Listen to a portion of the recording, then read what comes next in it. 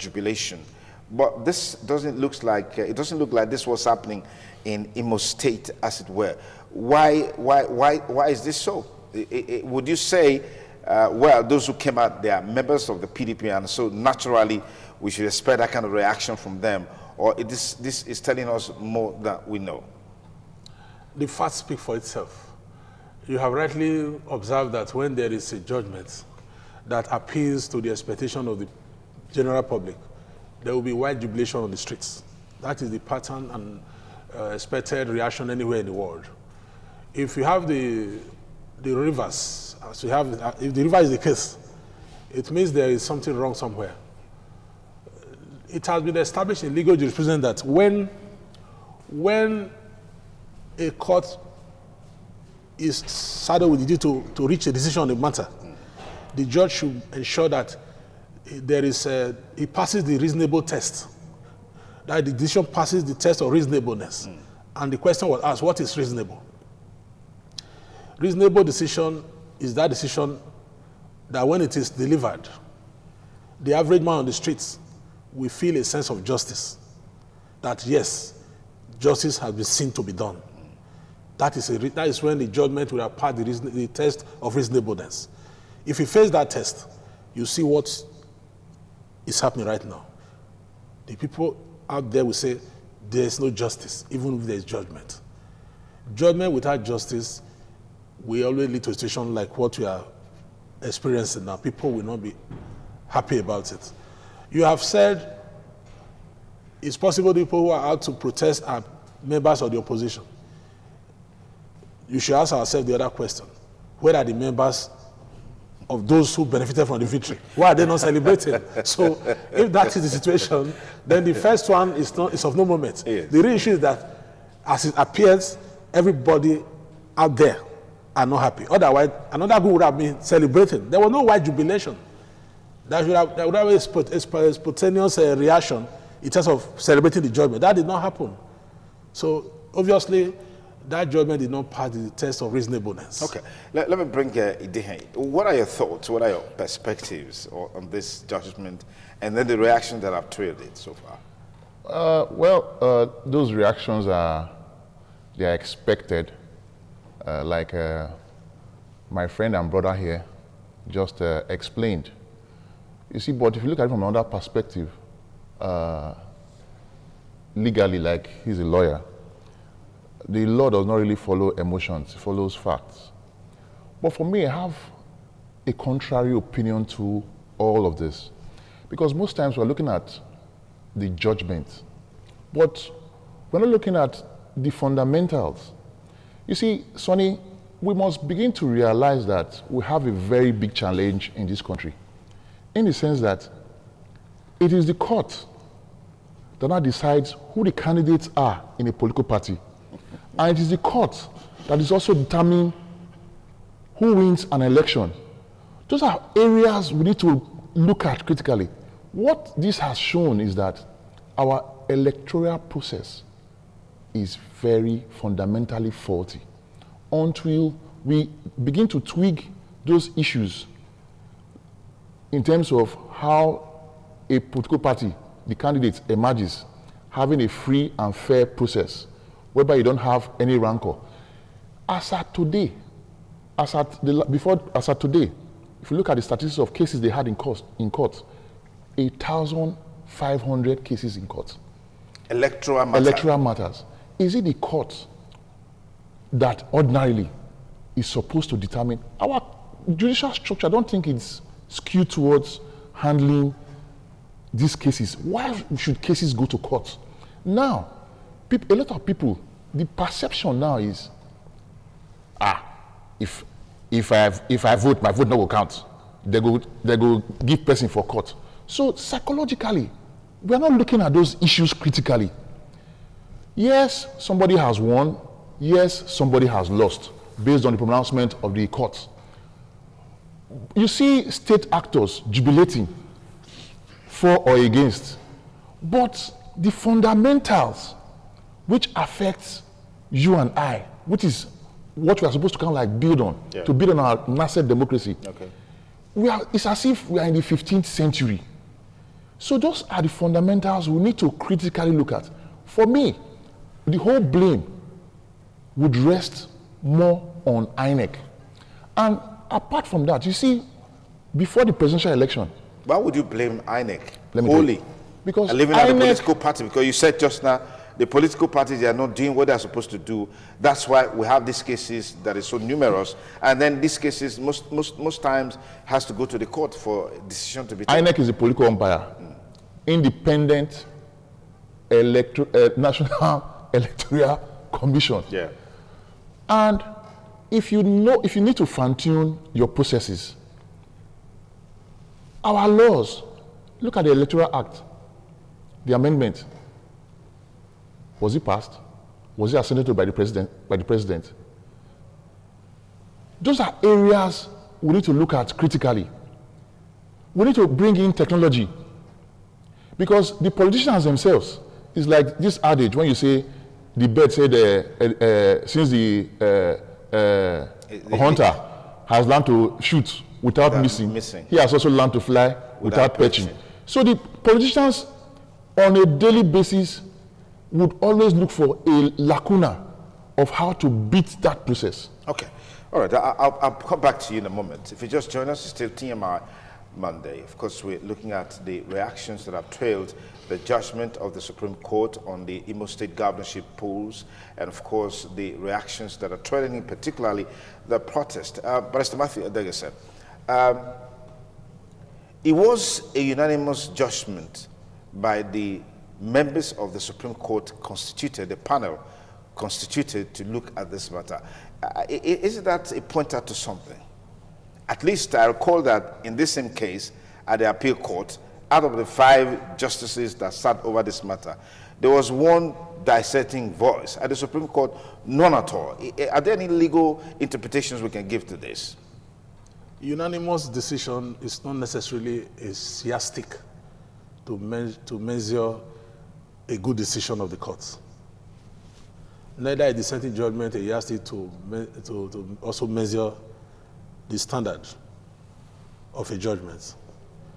It is how you apply the facts of the case with the law to arrive at a decision that is unassailable, that makes the decision a laudable decision. Okay.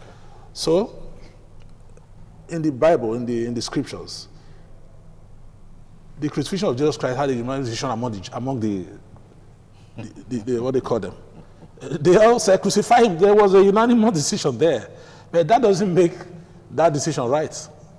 Even when the Pontius Pilate said, what is his offense? They couldn't state it, but they were unanimous. They were unanimous in their demand that the Messiah should be crucified. In fact, the shout was deafening. That even the Pilate could no longer stand there and quickly say, take him away. So that does not justify the crucifixion of Jesus Christ. Okay. So like it is now, they all agreed in their decision. But what an average man should look at, what the legal mind should look at, is the fact of the case and the position of the law. Were they properly married? You tell us.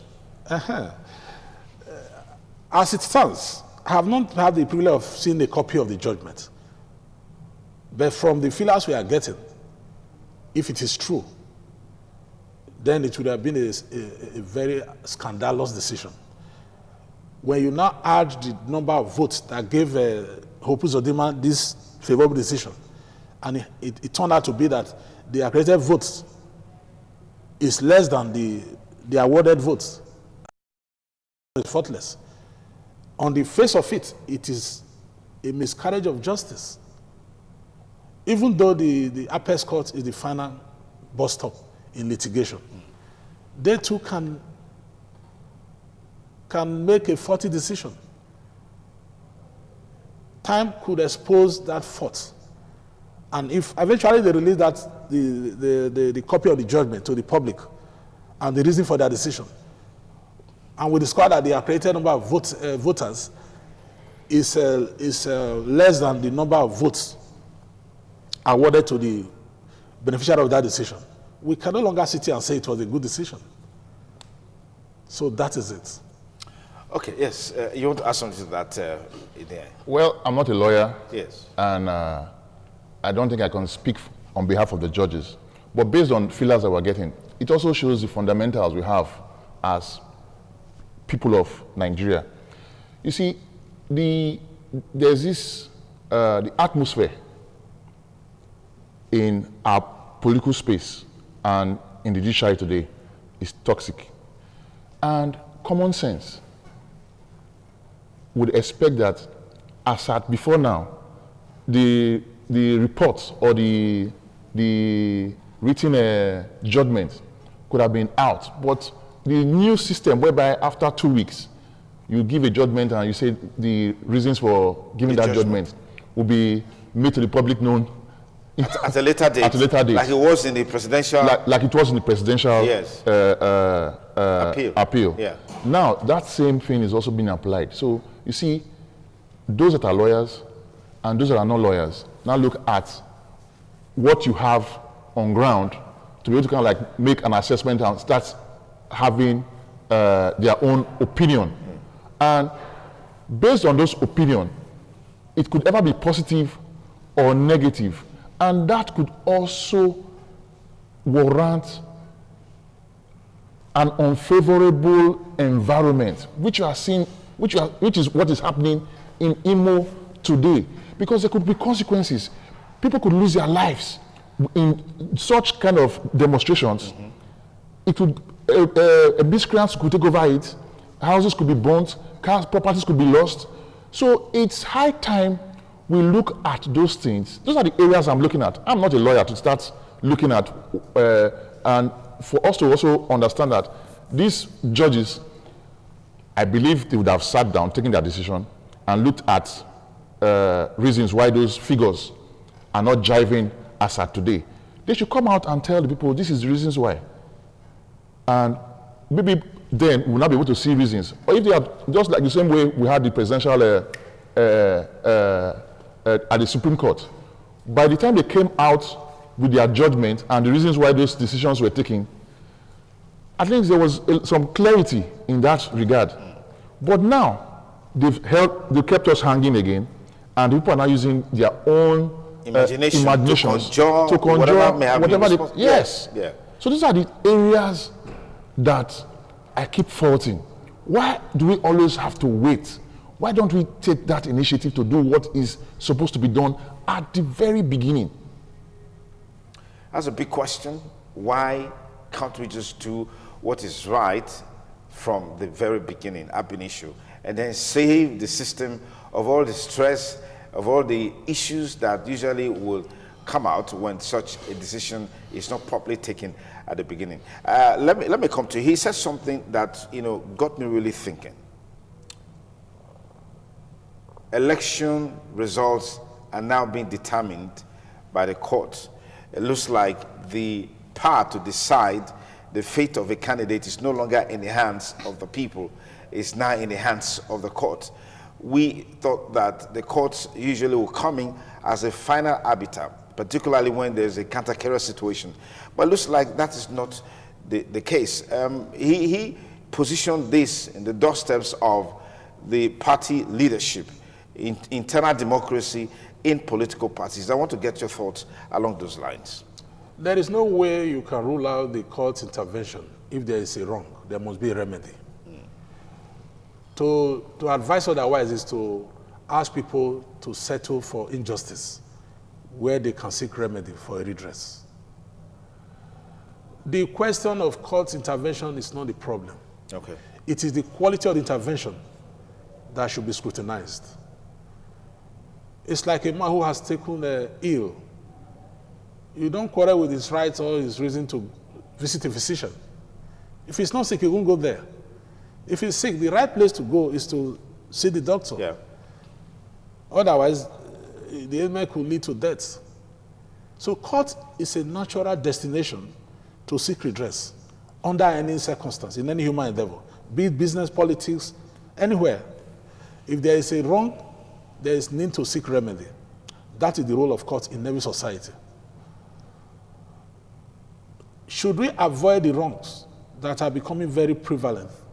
That is what we should be looking at. The Electoral Act has identifiable lacuna, and there was need for a review.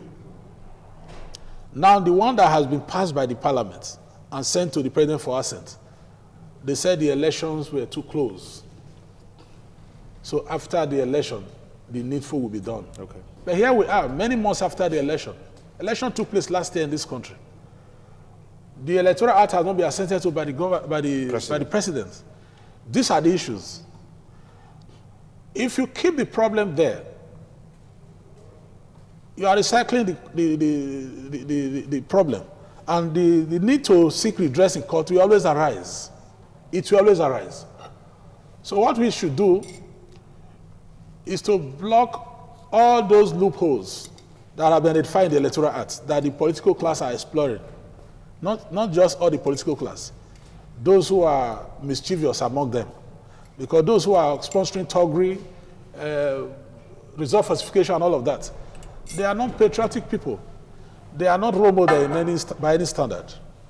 And we should not celebrate such characters. But the right thing to do is to block the opportunity for them to carry out their mischief. And that is what the amended Electoral Act bill seeks to address. Yes. But while the executive is refusing to give assent to that bill, should worry all of us as a people. It means some persons are benefiting from this chaos, and they want to fester it and nurture it to be bigger and worse than it is now. Otherwise, if we are concerned that this situation is not right, and there's an opportunity to remedy it, and we are putting a clog on the wheel of that progress, then such persons should be held accountable for the anomaly that is becoming the norm in the political arena. Okay. Not the courts. Okay. Not the courts, yeah. The protests took place, they've taken place. That seems to be where it ends. Any more that the people can do, because as we know, the Supreme Court is the final arbiter. Once it is said or decided at the Supreme Court, that's the end. Isn't that what the situation is? Well, before I answer your question, I want to quickly clarify something that I didn't say it's the court that is the issue. I said it should worry us as a people that for candidates to emerge in their political party, will go to court. They will go to court. Yes. It is the court that will not determine if this candidate or candidate A or B in the same party is the one that is supposed to be on the ballot. And after that, it is not the court that is also determining who becomes the an elected representative of the people. Okay. I said it's an abnormal situation that if we get our politics right, and INEC, I'll put that blame at the doorstep of INEC. Okay. Because we live in the 21st century, and there are devices that can ease those processes and make those processes very credible and accountable. But they have refused to assent to the Electoral Act, which he has also expatiated on. Okay. Back to what you asked when you said, what can the people now do? What options? What options? Yes, now we're here. You see,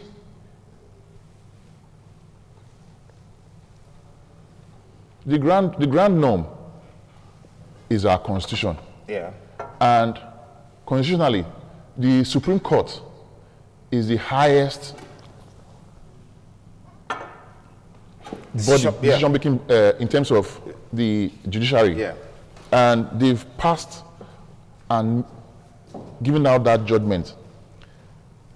Well, I remember Awolowo versus Shagari. I think the Supreme Court reversed itself, but it was done 2 years after. And I remember vividly that by the time they reversed themselves, they started saying that it should not be cited. No lawyer will cite it, that case. I also see a situation whereby the judiciary will also, the Supreme Court will also reverse itself. On this one? If truly those, because the character and integrity of those judges is under very is under scrutiny because of the kind of judgment that was given. But when you say the people, we don't really have much to do, because if you look at what will happen now, there will be protests upon protests, and those protests would last for a while and they will fizzle off, because the protests that you see for or against, most of those protests that are found out in Nigeria are always sponsored. They are always bought.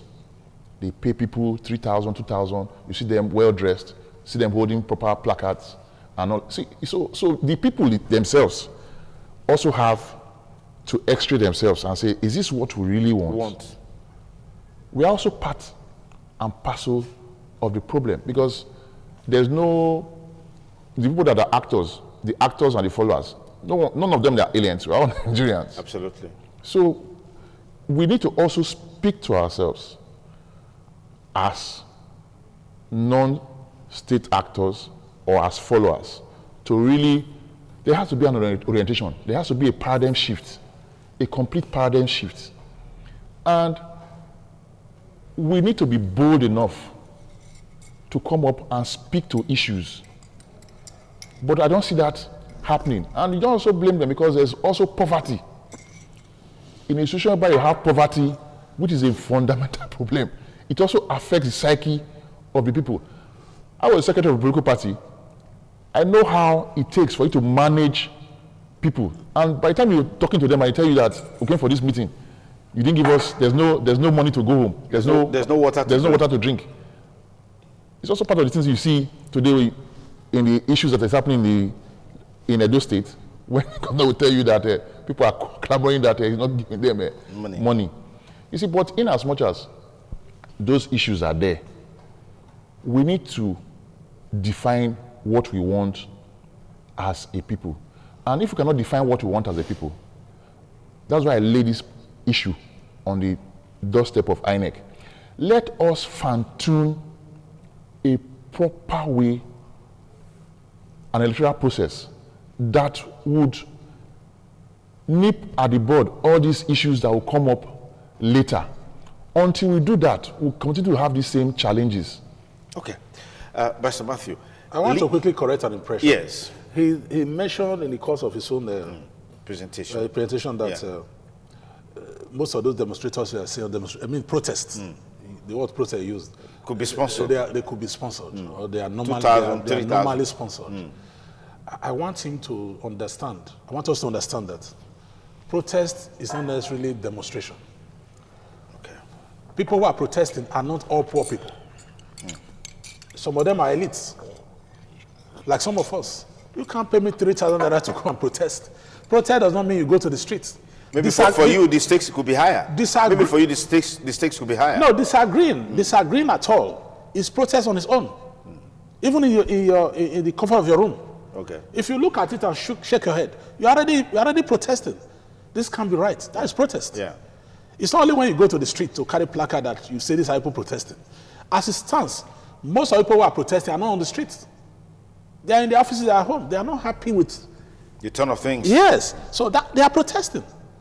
So we should not mistake protest for only those who come out to carry placard. There are those who disagree.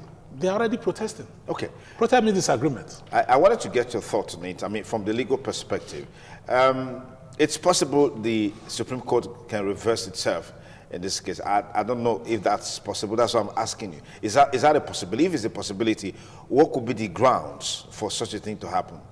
Once the facts are not properly applied, or the courts arrive at a decision that is based on fraud, is bound under the law to revert itself. The OD to revert itself. If they discover that the issue they reached was a miscarriage of justice, and the facts available to them was not properly evaluated, the OAGT to revert itself. Otherwise, you are going to entrench injustice by making the precedent of that decision to be binding on future decisions. Yes. You are going to be recycling injustice. That is why it is normal and imperative for a court to revise itself if it discovers that what it has done was not justice, cannot be justified. For instance, if the figure refused to add up, the Electoral Act says when the number of accredited votes is less than the number of voted, that is overvoted on its own. You can't anchor your decision on that and think it will be a valid decision. Okay. If I write an exam that has 100% at the total mark, and I'm scoring 150, something is wrong. That is not intelligence. Yeah. Obviously, I did not write that particular exam, because that the score there, the maximum is 100. I can't be scoring 150 over 100. It's an unreasonable decision. So if it turned out to be so, I expect them to, as a matter of necessity, even without being prompted, they should reverse themselves. If they do reverse themselves, even though we're not sure that will happen in this case, would that mean that whoever was there before will come back to his duty post? Because we know that in the Shagari versus Awolowo that you mentioned, even though the Supreme Court did reverse itself on the case, there was no change of guard. And then they expressly stated that, well, no lawyer should cite that particular case. So what's the use doing that? It is possible that way, probably, when at the time they revive themselves, yes, it will be overtaken by events. Maybe the tenure has elapsed. If they revive themselves while the tenure is still subsisting, it's automatic that the person should vacate the seat. Okay. You can't profit from a decision that no longer exists. Reversal means obtaining everything. Okay. You can't benefit from what does not exist as a decision. Absolutely. So if the reversal if it takes place during the pendency of Hope Uzodima's tenure, it's either they order for a total rerun, or they ask the person who was denied justice to take his rightful place. What's the implication of all of this? Let me begin with you there. Yeah. What's the implication of all of this? We're in the chaos. That's the implication. Because from what he said, you see, when we come out here most times, we should come out and say things the way they are. I know he talked about the demonstration thing and all of that. It's out there. People that are watching, they all know exactly what I'm saying. We should come out and say things the way they are. Yes, principal protesters that are out there, people protest in their homes, you understand? But the principal protesters that are out there, they have their reasons why they lead those protests. But basically in Nigeria, for or against, protests are paid for. Nobody can tell me that. I know that. And it's a very bad... NGOs have already fought the decision. NGOs have fought this decision as a body. You cannot have a blanket opinion that they have been settled or to do that. The present Nigeria... Those who monitor the elections said that was not what happened. They're saying that's not what happened. They are protesting. So you can't, you can't blackmail them and say they are paid to say that. No. Even if you protest... That won't be fair. Even if you protest. I'm not saying it is right. I'm not speaking on behalf of... I'm just telling you that the system... What he's saying is that the system we shouldn't be generalistic. Yes. Should write them over. Yeah, we shouldn't be generalistic that all protests are paid for. No. That's the point he's making. There will be that's the point. That's his position. That all protests are not paid for. Most protests. Or some protests. Most protests. Some protests. 99% of the protests. Some protests are paid for. That's what you're saying. So you know what I'm talking about. Okay. Let's look at it. Looking at when you asked the question, I said yes. In all of this, what's the implication? The implication is what we are experiencing today, chaos. Because why? It is a system. It is a system that is decay. You can also, if you also look at the issue of this Amatekun issue, issues that ordinarily, I think the fundamental thing that we need to do is that most of us that are at the helm of affairs that determine what happens in this country need to reformat their brains, because things that are supposed to be very simple becomes very complex. Makes it so complex that you now start having issues, people now start arguing, protest. It's not supposed to be. Nigeria is not the only country in the world that practices democracy. We are not the youngest of nations, even in Africa. Ghana, for example, look at other countries. There's protests in Lebanon as we speak now. It's in Hong Kong. It's in there are many countries that protest. It's in Australia. So even in France, yeah. The yellow vest. The protests that they have. It's part of democracy, democratic culture. Yes, agreed. It is. Agreed. When you see the kind of protests that they have there, you see that is being justified. I think there was this lady that won the election in Taiwan or so. Yeah. And a foreign government, I think China, were trying to kind of like impose somebody else on them and all of that. You can see how the people reacted. By voting overwhelmingly for her,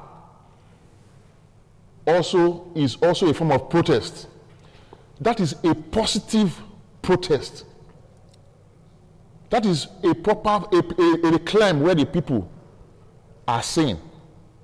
But here we have a challenge with our people. Are we not saying here? Hold on. Hold on. Let me I think it's just a matter of semantics. It's a matter of semantics. Semantics, yeah. You find out that even the followers. Let's bring these issues up to the table.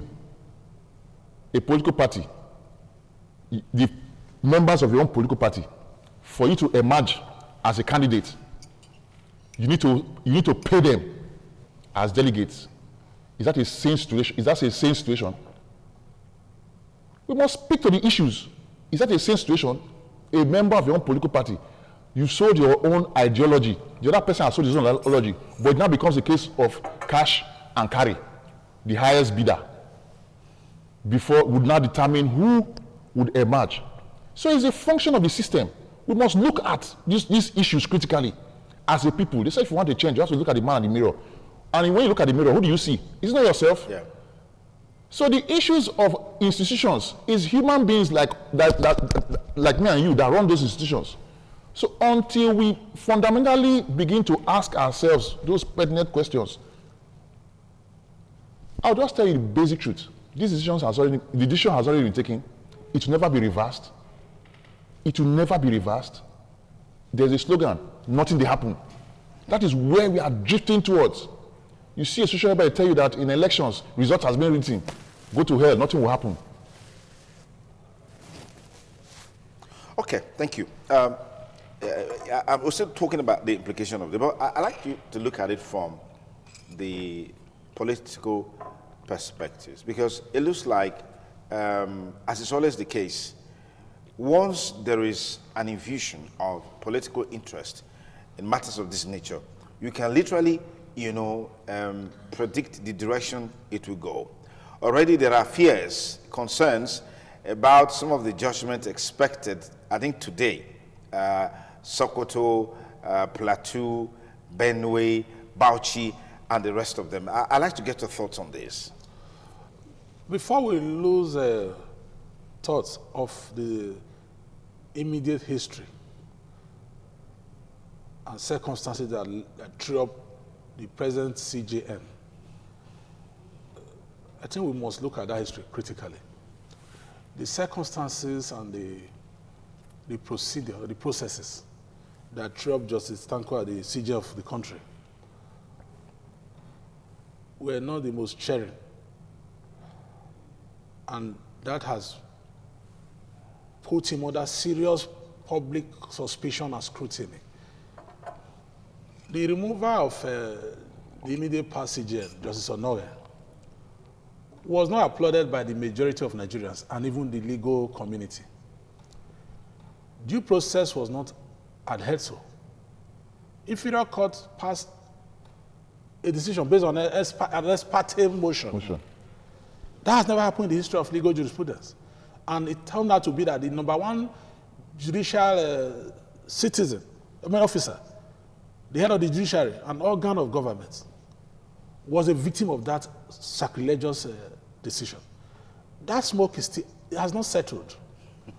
So when you just oppose that anomaly to certain suspicious decisions, it connects negatively. The public are not comfortable with that process. And the child that process gave birth to appear to be delivering ugly offsprings. So people are not going to applaud it. They are going to say, oh, we said it. It's giving birth to caricatures. We saw this thing coming. This marriage was not blessed. Look at the product of this marriage. Yes. More problems. So that is the situation the CGN has found himself. Okay, Mr. President has said that in all of these, he's promising Nigerians a flawless 2023 elections. If you want to promise a flawless election, he should append his flawless signature and assent on the flawless amended electoral act before his table. You can't sit on my nose and expect me to breathe well. If you wish me to breathe well, leave my nose, free my nostrils, let me have fresh air. He can't be promising what he's working against.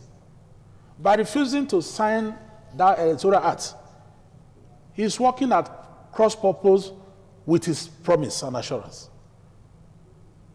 You can't deny me access to food and say you want me to be well fed. Let him first, he should practicalize that his promise by, it's simple. Pick a pen, append your signature. It will only take him more than 2 minutes to do that. It's a column for signature. Why is he refusing to do that? Is it easier to promise than to fulfill the one that is within your power to do now? You should take care of the now before you talk of the hereafter. Okay. Is that something we should take seriously? Of course. 2023. Yeah. But I agree with my friend here, what he just said. It's something that should have been done immediately after the elections. But you hear scenarios whereby they tell you the APC government is holding on so that they can quickly have some states because you have staggered elections. Well, that might not be true, but that's the general impression. Okay. Because we don't see any reason why the president shouldn't have assented to the amended electoral act that was sent to him. Or if there are gray areas, he should have sent it back to them, fine-tune it, and pass it so that we can.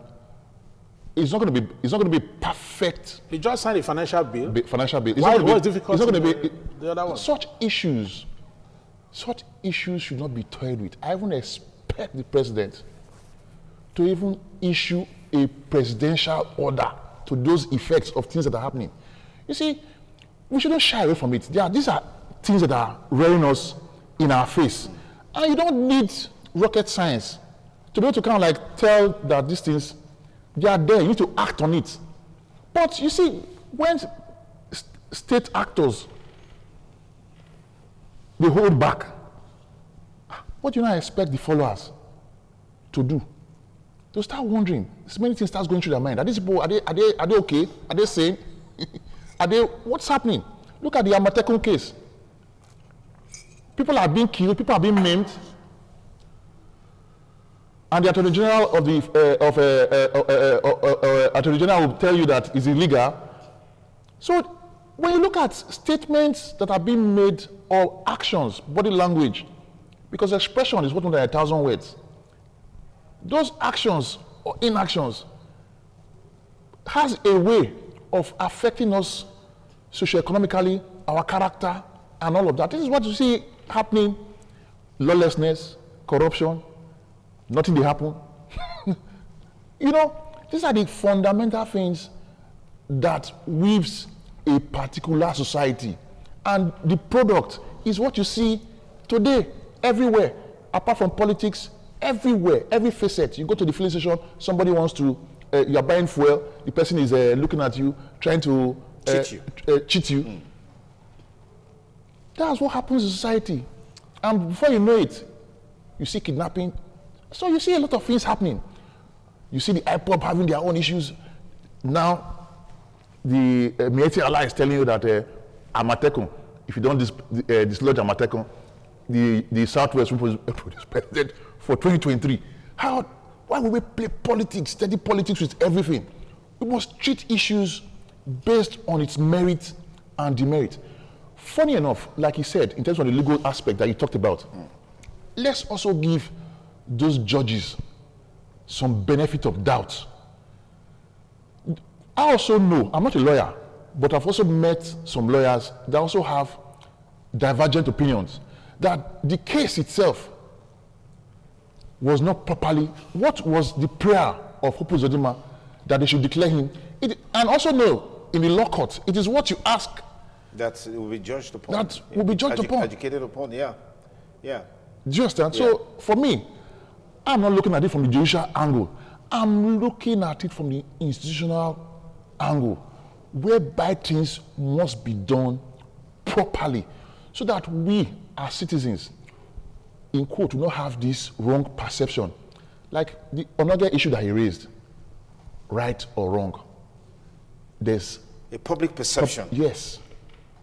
The process was not properly. Perception is everything. Yes, the process was not properly followed. Yeah. That same perception is now also on this Hope Uzodinma and Ihedioha issue. Yeah. The tribunal did this, the appeal court did this, the Supreme Court. Why? You know, why is it that it's only in Nigeria? Don't they have issues in other? Why is why? Anyway, the why will continue, but one thing is certain, it won't always be like this. At some point, we hope there will be a deflection where things will go on the right track. But the interesting thing is that in every situation, there are winners, there are losers. There are beneficiaries, there are non-beneficiaries. Obviously, those who have gotten the judgment on their side are celebrating, and they're thinking of the next line of action to take and the things to do to also further their nest, as it were. But ultimately, we're hoping that a time will come where the rule of law will prevail, and that we'll get to that point where the courts will be the final arbiter always on every aspect of our electoral process. Emergence of candidates, all right, and then, of course, the conduct of the election, the outcome of the election is contested in a court of competent jurisdiction. And then you just have this scenario that played out in time past where people say, don't worry, let's win the election anyhow. When we are done, we'll go to court. And then when you get to court, a whole lot happens. And sometimes, in some cases, we actually saw the court upturning results, and in some cases upholding some results. But there seems to be some misgivings, particularly about the Imo State governorship election. Well, it's something that will be there for a long time to come until the right thing is done on the part of some people. But some already feel that the right thing has been done by the Supreme Court. We'll leave it at that for today. Let me say big thanks to Idehem Bonyi for coming. Thank you very much. Matthew Davis, many thanks for coming on the program. Thanks. We'll take a short break. It's still TMI Monday with yours sincerely.